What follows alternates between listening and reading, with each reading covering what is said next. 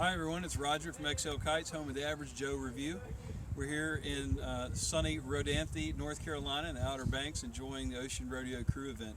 While we're here, we had a chance to try out a lot of different gear, and what we're looking at right now is the brand new Mako Duke, and it is a nice directional board. It's 5'4" by 18.5 and 25 liter volume. We've got kind of variety of rider skill here, and I'll start off at the front as a guy that's done very little directional riding, just a few boards. Coming from the noob perspective, as far as that goes on that, I found the board to be pretty user friendly. It wasn't slippery. It was very forgiving and kind of intuitive.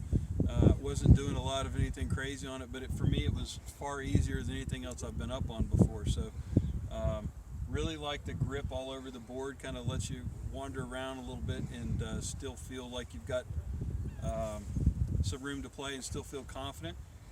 My experience with other boards had been that I kind of tend to feel like I could slide out easily when the board gets, when the kite gets a little bit powered up, and I have no idea whether it's the concave or what it is specifically about the board, but it just really gripped well. So I'll kind of join in. What do you guys think? Yeah, well, as one of your average Joes, I've been riding boards for directionals for about 5 years, and mostly strap, but I like to, as you guys know, carve around quite a bit. And I found this as a strapless, so I was able to do that quite nicely. I felt it was kind of balanced when I was going toe side. I could hold on pretty nicely there with the edge, and carving back and forth was worked pretty well, and it felt balanced for me. So I was I kind of liked it. But you felt? Oh, sorry, I didn't mean to cut you off. You got no, I was just it doesn't have a beer holder on it, which I was happy about. Can you guys see about adding that? So I've been riding just regular surfboards, kind of stuff I bought and had at the house for 5-6 years now. Whenever I ride boards that have straps on them, directional boards with straps, I always find that a little off-putting, so I was pleased to be riding this without straps. I found the single concave is the first thing I noticed about it, and you'll also notice the fins are uniquely to the tail of the board.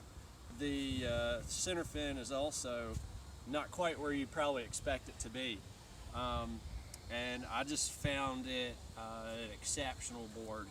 So it sucked up the chop.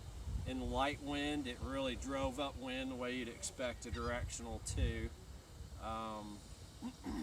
That probably helps the turning as well, because I found I could flip it back and forth pretty well as well. I found I could actually, I could like adjust how hard I wanted it to turn by where I placed my back foot too, and it felt like I had a little more adjustment there than I normally would on a regular surfboard.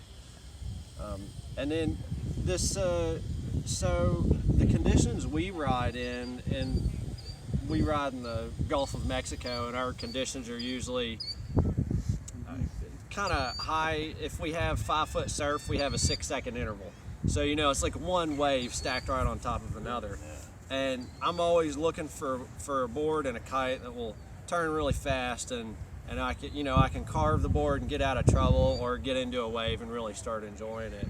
And while I haven't got a chance to use this back home yet, my imagination's just running wild at how great it's going to be for that application. In the mushy stuff, I think it's going to be super fantastic, and I'll have to, of course, once we actually get some size, I'll have to make another judgment then, because I don't know how it'll go there, but I can only imagine the best. It's obviously a unique product that is, I think anybody wanting to surf a directional under a kite would be quite pleased with it. And having the round top like this allows you to ride it backwards as blast to ride backwards. As your average Joe here did with it. Ride it backwards for a little while, give it a little pop shove to come around, and then also by that same token, jibing it, Huh.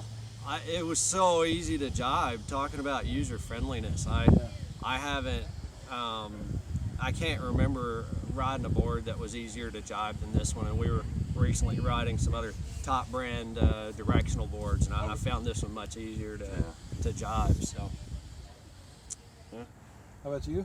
Yeah, I'm an average Joe from the middle of the North Atlantic. nothing average about this guy. Yeah, That's for sure.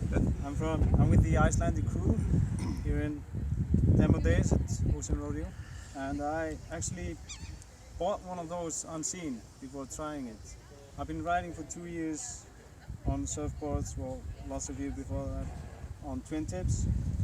Somebody told me it was a good idea to have or read it, so few in Iceland, and to have a front strap. So I got, for a couple of years I'm pretty nailed in on the jibes, left, right. And our conditions are really mushy, choppy stuff. And I've been riding a 511 strap surfboard with the front strap. And I decided to go, with the perfect conditions we have here in Hatteras, that I would go just strapless. So I bought the board, got out on it, and actually after an hour, I think, I got the tacks nailed in because it's so stable. And having all these pads go all the way front, I found myself, doing the tack and just slamming on the front of it, still riding out. And the jibes, unbelievably easy. It was so easy, and I've been reading a bit strapless, not much, but this is so easy. I think I'll go just completely strapless on this. Yeah, that's a good point. I like the full deck on it, and I had the same thing, moving around, and if you get misplaced, So you've stable. got some grip everywhere. Yeah, I found that too. That was good. And I'm used to 511. This, the shape of it's something that just makes it so stable that for me it was so easy. Just really looking forward to ride this thing back home. So I bought this unseen, untried, before I had it down here. It does everything I expected, and I really look forward to be riding this baby back home. The Mako Duke is obviously a unique product. I really hope it revolutionizes how we ride surfboards under a kite.